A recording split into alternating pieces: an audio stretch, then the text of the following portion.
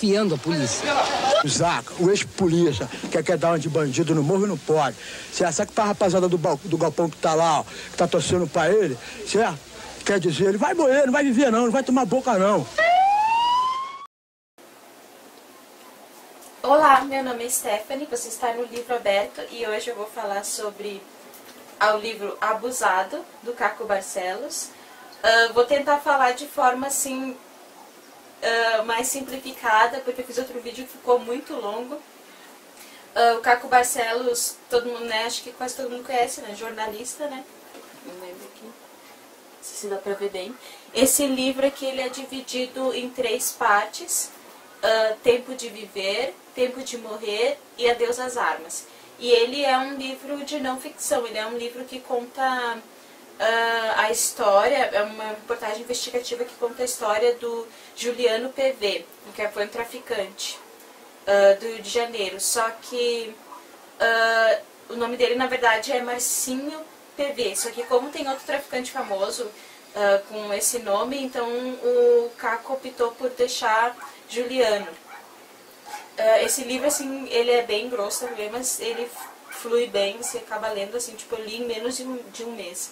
Foi até bem rápido. Bom, por ser um livro, assim, que trata de tráfico de drogas, assim, dá até pra ver na capa, aqui. Tipo, ele é ele é um livro, assim, bem pesado no sentido, assim, de ter bastante violência. Bom, pra mim começar, aqui fala que Abusado, que é o Juliano, o dono do Morro Santa Marta, Dona Marta. É que Dona Marta é o local lá, onde tinha, né, a floresta, onde fizeram a favela Santa Marta. E pra mim começar a contar a história do Juliano e do tráfico de drogas no Santa Marta, eu tenho que contar a história da própria favela, né. Que os primeiros moradores se fixaram lá porque estavam trabalhando no Rio de Janeiro e deixaram eles fazer umas casas ali naquele local, assim, tipo, que é um morro, e começou a vir vários nordestinos e outras pessoas morar ali também, e um desses nordestinos que vieram eram os pais do Juliano, a Betina e o Romeu. Eles vieram no final da década de 50. Na época, o Carlos Lacerda, que eu acho que é governador, prefeito do Rio de Janeiro, não sei bem, ele não queria que se fixasse uma favela ali. E muita gente da elite também, da imprensa, achava que não combinava ter uma favela ali, bem do lado do cartão postal do Rio de Janeiro, do Pão de Açúcar, o Corcovado, né? E tentavam, assim, e não queriam que construísse, não queriam que fixasse, mas que as pessoas ficassem ali. Foi com a ajuda dos padres e o bispo Dom Helder que fizeram uma capela lá, que eles conseguiram fixar a favela e, além de tudo, fazer construção. Os moradores em mutirão se uniram e fizeram a pavimentação de uma escadaria, porque era muito difícil em dias de chuva para eles, né? E por conta do barro, e foi com a ajuda dos padres, das doações nos anos 60, só que teve água potável, né, uma rede de água potável no Morro Santa Marta. E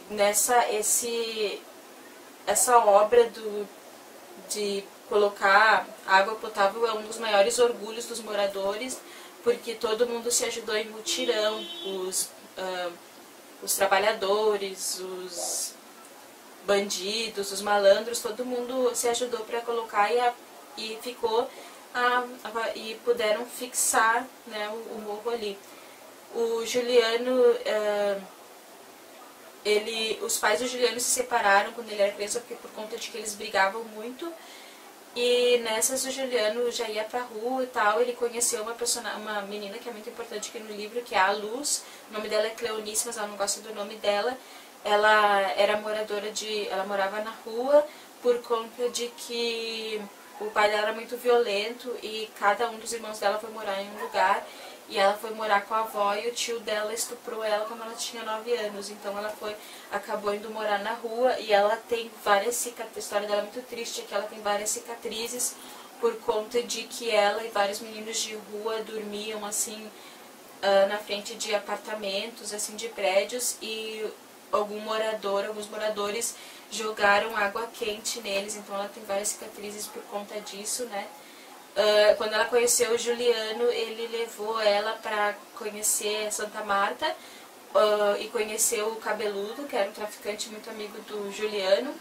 E no início ela ficou meio com receio, o Juliano também, porque tinha um forte preconceito contra homossexuais por parte das pessoas do movimento do tráfico, porque a Luz ela é lésbica, mas ela acabou ficando muito amiga do Cabeludo, e o que ela ia ficar umas semanas ali durou assim muitos anos. Agora eu vou falar um pouco sobre a história da criminalidade no Santa Marta. Tinha uma família lá nos anos 70 que eram quem mandava na favela, eles vendiam maconha, e tinha o outro, o Pedro Ribeiro, que vendia cocaína. E eram os Lino. Os Lino, eles eram muito violentos, eles eram conhecidos por estuprar mulheres assim, dali, e odiavam o nordestino. E isso botava a família do Juliano numa posição muito vulnerável, já que eles eram nordestinos, né? E ele tinham 3 mulheres em casa, a mãe e 2 irmãs, a Zuleika e a Zulá. Nessas, os Lino mataram o irmão do Zaca, o Zacarias, que é um ex-PM, que foi expulso, não me lembro muito bem porque foi expulso da corporação, e mataram também um parente do Cabeludo. Os dois eram de uma quadrilha de assaltantes. Então os dois se uniram para se vingar dos Lino, e toda a favela apoiou, né, e comemorou. No mesmo dia eles foram e mataram um a um os homens da família dos Lino e expulsaram os outros parentes da favela. E o Pedro Ribeiro, que vendia pó, também ficou muito feliz com isso e colocou os dois para gerenciar a Boca, porque ele estava preso em 85, e era para gerenciar em nome do filho dele, que ainda era muito jovem para comandar lá.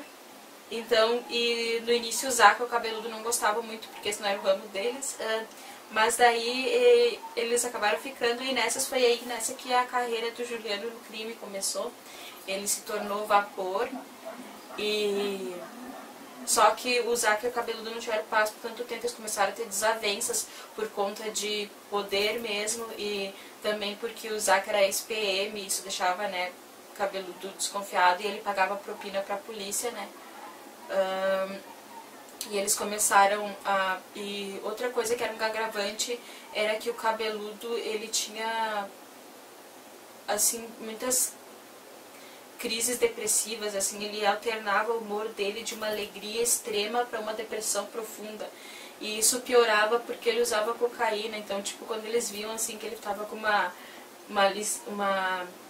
linha branca aqui embaixo do nariz, eles viram que tinha que ter cuidado, porque ele virava outra pessoa. Um dia sumiu um tênis dele e ele saiu assim de pé no chão e começou a acusar os meninos ali, o Juliano e tal, de que algum deles tinha roubado o tênis. Então, tipo, o simples sumiço de um tênis num dia que ele tivesse deprimido e tivesse usado pó podia ter consequências assim bem graves. Bom, foi declarada a guerra, os dois, que chamam de a Grande Guerra aqui no livro, entre o Zaca e o Cabeludo. O Juliano ficou do lado do Cabeludo, ele já tinha mais afinidade, né, com o Cabeludo, e eles começaram essa guerra, começaram a se dar tiros e tal, e o Juliano participou, e vários amigos do Juliano assim, estavam deslumbrados, né, com o crime, não sabiam bem exatamente como era, foram participar também. E tem até uma cena assim que tem uma parte ali que um menino leva um tiro no joelho, daí um dos meninos do Cabeludo fala assim, pare de atirar que o cara tá morrendo. Só que daí os outros riem, debocham deles, porque falam assim, tipo, tá pensando que isso aqui é jogo de peteca, porque é a mesma coisa que dizer assim, como se fosse um jogo, para que o cara se machucou, tipo, né. Então é uma certa ingenuidade. Muitos aí já largaram o crime e ficaram muito chocados, né? Foi um choque de realidade, mas o Juliano não. O Juliano continuou. A Grande Guerra chegou na imprensa. Se eu puder, eu ponho um pedacinho de uma entrevista que um dos homens do Cabeludo deu na época, o Chico Bocamole. Mas se não ficar muito longo, eu não ponho. E chegou na imprensa, né, as pessoas ficaram chocadas, né, porque daí eles começaram a realmente enxergar, né, o Morro Santa Marta, né, tão próximo deles ali, né, e crianças com arma na mão, né. Nessas, a polícia invadiu o Morro Santa Marta, o Cabeludo fugiu para outra favela, mas acabou morrendo um tempo depois. E o Juliano foi expulso da favela por estar do lado do Cabeludo, e o agravante foi que o pai dele também foi expulso. A mãe dele pôde ficar, as irmãs, mas o pai foi expulso e o pai dele rompeu com ele, nunca mais quis falar com ele por conta disso. Deixa eu ver, eu tenho uma... Eu não quero me...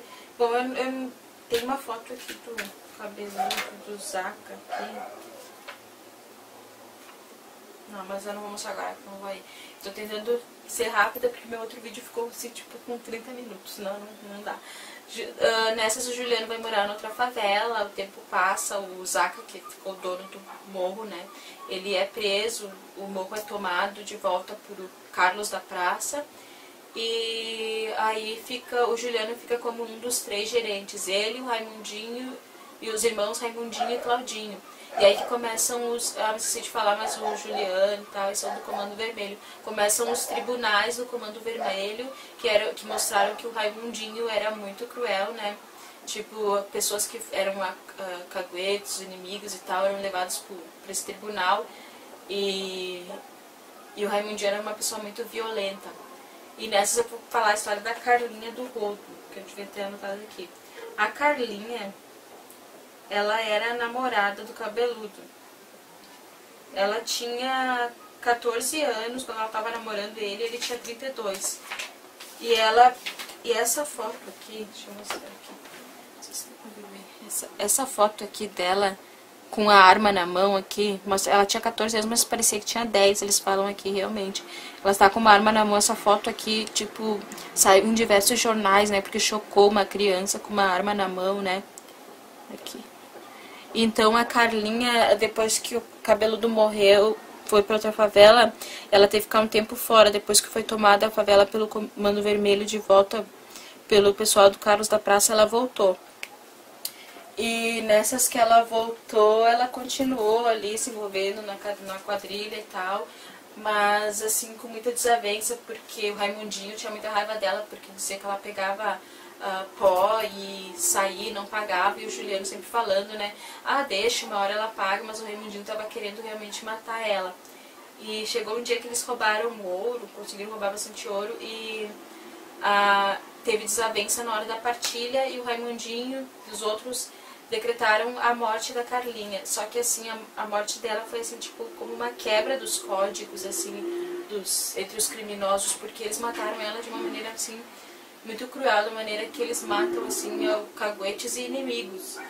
Primeiro eles espancaram bastante ela e levaram ela pro pico, que é lá onde eles executavam as pessoas e faziam o tribunal, e amarraram ela de cabeça para baixo em uma árvore e mataram ela a pauladas. Então foi uma coisa, assim, horrível, e ficou uma semana o corpo dela lá, ninguém tinha coragem, até que um cara pegou e chamou a família, daí a mãe dela, e foram buscar o corpo. Então foi uma coisa bem... né, pesada, né, bem violenta, né. E o Raimundinho depois acabou morrendo, o Claudinho, se não me engano, o irmão dele mandou matar ele, mas isso nunca ficou claro, né. E eventos aconteceram, né, Juliano e Claudinho fora dali do morro, e Claudinho e Raimundinho, e Juliano se tornou o dono do morro. E quando ele se tornou o dono do morro, foi nessa época que o Michael Jackson veio fazer um clipe They Don't Really Care About Us, no Rio de Janeiro. Tinha várias favelas concorrendo para ser o local da filmagem, além do Pelourinho, na Bahia, e o Juliano queria muito que fosse ali para mostrar a realidade, e a imprensa não queria que mostrassem a favela, não queria que mostrassem, tipo, que não seria bom pro turismo e tal, e o Juliano conseguiu que realmente ele tinha bons contatos, ele conhecia o Marcelo Yuca do Rapa e tal, e ele conseguiu que fosse filmado lá. Nessas,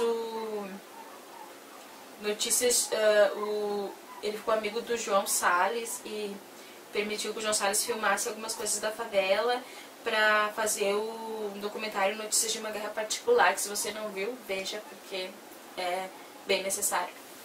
E o Juliano, tipo, tentou largar o tráfico, né, adeus às armas, mas a família dele, por incrível que pareça, não concordava, achava que ele tinha que continuar, porque ele que começou aquilo e tal, então ele acabou continuando. E a ideia do livro surgiu do próprio Juliano, que falou com o Caco Barcelos, e o Caco falou do perigo que poderia ser ele se expor dessa forma, que ele corria risco de morte e tal, mas ele queria contar essa história dele, a história do Morro Santa Marta. E daí começou o longo processo de pesquisa. O Juliano ficou um tempo na Argentina, foragido, e o Caco foi lá. E só que nessas o Juliano foi preso, e não vai ser spoiler, porque, né, é uma história que eu acho que muita gente já conhece. Ele foi preso e foi estrangulado em Bangu 3, por conta de muitas coisas que ele revelou no livro, mas ele estava ciente que ele corria esse risco, né? O Caco falou pra ele, né, por conta, né, que muitas pessoas não iam gostar de coisas que ele revelou. Nessas que ele foi preso, aquela amiga dele, a Luz, tem uma fala que fala que aqui tem uma boa finalização da história. E olha que o que eu falei aqui é bem pouco, tipo, comparado assim com tantas histórias que eu queria falar e ficaram de fora, porque senão, né... Bom, ele fala assim dos destinos, né? Alguns se desviarão, outros teriam destinos diferentes. Um se desviará das propostas do tráfico e seguirá a trajetória de trabalhadores honestos. Um se desviará parcialmente da marginalidade. Um terá problemas mentais como o doente Baubau depois de consumir drogas em excesso. Como Luz, um deles estará na lista de multidão de pessoas desaparecidas no país ou esquecidas para sempre. 3 serão criminosos, desses apenas um, se tiver sorte, como Claudinho, chegará ao poder. Mas eles estão condenados a passar, como fala aqui, boa parte da vida deles na cadeia. Porque a Luz, depois que o Juliano foi preso, ela sumiu, dizem que ela foi morar na rua, amigos foram procurar ela, mas nunca mais encontraram. Até o fechamento do livro não se sabia, né, qual que tinha sido o paradeiro, o destino dela. Juliano morreu em 2003. Foi assim, pouco tempo, o livro foi lançado em 2003, 2002, então foi pouco tempo depois, né, de ter sido lançado, de ter sido publicado o livro. Eu gostei bastante do livro, tipo, tem até alguma coisa que eu queria mostrar aqui. Deixa eu ver. Onde tá? Aqui, o Zaca, foi um dos donos do morro, esse aqui, no tempo que ele era PM. Deixa eu ver se dá pra ver.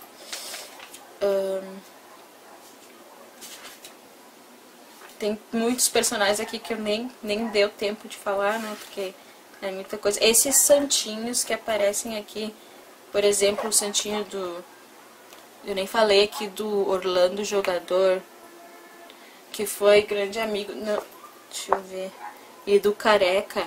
Esses santinhos ajudaram muito o Caco a ver, assim, datas que aconteceram, as tomadas do morro, as retomadas, assim, tipo, esses santinhos que as famílias forneceram para ele, todos forneceram, e ele disse que não sofreu nenhuma ameaça, todos forneceram, queriam contar a história. Aqui o Careca, que morreu também, esse aqui era o Dodger, que era o rebelde, esse aqui, que com uma namorada, era um menino de classe média que foi morar na favela com a mãe, seduzido pelo tráfico, né? Ele tinha muitas ilusões a respeito. Aqui, não sei se vai dar pra ver bem, é o Tartaruga sendo carregado aqui. Ele morreu enquanto ele estava cuidando de vigia lá e levou um tiro de um helicóptero. E aqui ele está sendo carregado. Enquanto ele estava dando um beijo na namorada dele, ele levou um tiro na cabeça. Esses 3 santinhos são de 3 meninos bem jovens. Um, inclusive, tem 12 anos, pelo que eu vi aqui. O Popeye, o Podre e o Formigão. Eles morreram no mesmo dia. Foram mortos pela polícia. Então, você vê, né, que a maioria deles acaba, né? Mas uma coisa que eu achei muito covarde foi a morte dessa menina aqui, da Maria Lúcia. porque ela era da associação, essa moça aqui, ela era da associação de moradores, e ela conhecia os traficantes desde criança, só que colocaram um telefone dentro da associação de moradores e os traficantes não gostaram, que disseram que isso ia ajudar os caguetas a caguetar eles tranquilamente, sim. Lá dentro, eu queria que botasse o telefone lá fora, como um outro orelhão que tinha lá. E eles já não estavam gostando muito dela porque ela namorava um PM, ela saía muito pra fora da favela, eles achavam que ela era o leve trás da favela. E eles foram lá arrancar os fios do telefone da associação de moradores e ela foi reclamar com o namorado dela no telefone e eles viram e descarregaram 2 armas nela, 15 tiros, inclusive, e o Raimundinho descarregou e o Juliano estava ali, ele, né, acabou concordando com isso. E eu achei a morte dela, assim, muito covarde, muito desnecessária, porque ela fez isso porque ela não imaginava que amigos de infância fossem matar ela. O Juliano é uma figura muito ambígua, porque ele sempre tenta ir pelo caminho da, assim, não, como dizer... Assim, ele fala aqui que ele deu uma entrevista que botou ele na mira da justiça, que ele não acha que o tráfico devia ser legalizado, mesmo e ele fala que é contra, assim, tipo, que as pessoas não usar drogas, assim, isso é uma coisa bem, assim, que vai de contra o fato dele, porque ele é traficante, né, que como o Mano Brown falou, que as pessoas não deviam usar drogas, que isso destrói a pessoa, inclusive ele só fuma maconha, ele não bebe nem cheira, não usa cocaína, por conta do que ele viu cabeludo, que, né, se destruiu por conta da cocaína. E ele tinha essa ambiguidade de sempre tentar remediar para não ir pelo caminho mais violento e dar uma certa empatia em alguns momentos, mas já quando morreu a Maria Lúcia, que ele estava presente e não fez nada, que já essa empatia já sumiu, né? Bom, eu fiz o resumão, o resumo do resumo, porque muita coisa que eu queria falar eu não falei, né? Porque senão ia ficar 30 minutos aqui, o vídeo ia ser super, super longo. Muitos personagens importantes aqui acabaram ficando de fora, né? Mas eu recomendo Abusado do Caco Barcelos. Bom, nesse meio tempo eu li Histórias Íntimas da Mary da Priori, que eu não tá aqui comigo, mas eu acabei perdendo as anotações, não fazendo o vídeo, que é assim que ela conta a história da sexualidade no Brasil, e ficou para outra hora.